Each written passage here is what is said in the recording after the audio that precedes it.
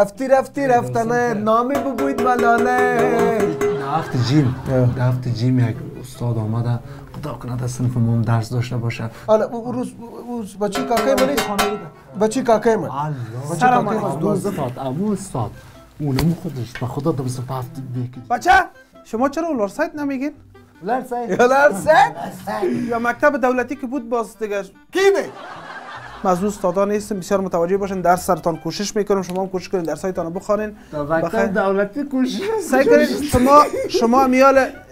شما میال 10 ساله 11 ساله است این صنفای از شما که پایین آرام ششته بود.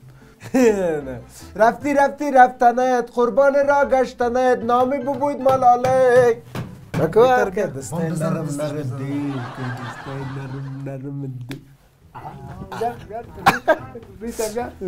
چی رقم صنف بی تربیه هستین شما؟ استاد کدام مضمون ما شما گرفتین؟ تو در کدام صنف میایی؟ مضمون انگلیسی تانه ما گرفتیم. الله استاد چه خطی استاد خب ما نبودم. چه خطی داری؟ تشکر بیشی خاک دسترت بیشی اینجا مکتب است یا ریشخندی؟ تق تق تق تق تق تق تق تق تق بی تربیه. خب به هر صورت چه خنده داره. سلفه میکدم بخی نونا تشریح کن. Now I love you my teacher. I'm بس سعی شد تو نونا تشریح کن. از گاینن افغانستان. چی؟ اینو قگم. تو تشریح کن نونا. چه؟ نونا. نان از نان گرفته شده نان چاشت ما تعالی شما نونا. Known the name of teacher. چی حال است؟ نون اسم است سعی کنین. استاد مثلا تخته بهم تشریح کنم. یاد داری؟ آها بیا تشریح کن. مرسی. بی نزاکت یک ذره تربیه رو با مجای مادرتان هستم. مادر ما این قسم دستن نمه.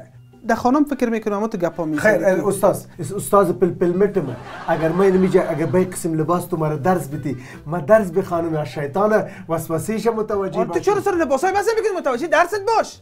استاد دمیج ناشته کردن. این چی است؟ ورب نه؟ یعنی ورب چرا یعنی پس شو چی میکنی؟ اما اونو سر بی نزاکت بی تربیه هستین شما از خود خوار مادر ندارین. به انگلیسی روغن چه میگه؟ به انگلیسی روغن اگر چی درس هم نیست خیر چون روز اول است اویل روغن میگه. قربانم اویل.